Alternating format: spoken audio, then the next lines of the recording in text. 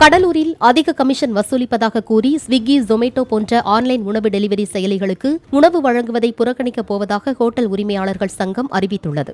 இதற்கு மாற்றாக கடலூரைச் சேர்ந்த ராம்பிரசாத் என்பவர் உருவாக்கிய ஜாரோஸ் செயலி மூலம் வாடிக்கையாளர்களுக்கு உணவை டெலிவரி செய்ய முடிவு செய்துள்ளதாக ஹோட்டல் உரிமையாளர்கள் தெரிவித்துள்ளனர்.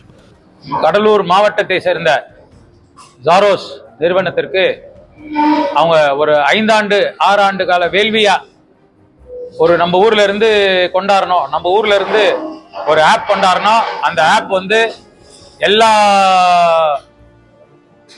வர்த்தகர்களுக்கும் வணிகர்களுக்கும் பயனளிக்கணும்னு சொல்லிட்டு நம்ம ராம்பிரசாத் அவர்கள் ஜாரோஸ் நிறுவனத்தை ஆரம்பிச்சு அதை வந்து வெற்றிகரமா ஒரு 50 ஊர்ல ஒரு 8 லட்சத்தி சொச்ச கஸ்டமர், இன்னி வரைக்கும் 8 லட்சத்தி சொச்ச கஸ்டமரை வந்து தினந்தோறும் தொடராரு.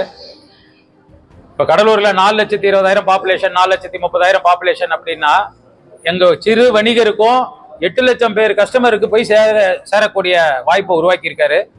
பன்னாட்டு நிறுவனங்கள் பல உள்ளார வந்து 30%, 40% ஹோட்டல்காரங்களை வந்து சீரழிச்சிட்டு இருந்தாங்க. அதாவது ஹோட்டல் முதலாளிக்கு தெரியாமையே அன்னைக்கு அவங்களுக்கு வந்து நிறைய ஆர்டர் வரலன்னா 30% தள்ளுபடி, 20% தள்ளுபடி இவங்களை கேட்காமையே போட்டுக்கிட்டு இருந்தாங்க.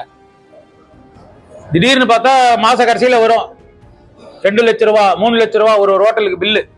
அவங்க சம்பாதிக்கிறதே 50,000, 60,000, 1 லட்சம் தான் இருக்கும். எல்லா செலவும் போக, பிக்சட் காஸ்ட், பினான்சியல் காஸ்ட் போக, அதுல 2 லட்சம் மைனஸ் அப்படின்றக்குள்ள எந்த ஹோட்டல் வந்து நிறைய ஹோட்டல்கள் வந்து மூடிட்டு போற நிலைமைக்கு, அவல நிலைமைக்கு ஆளாச்சு.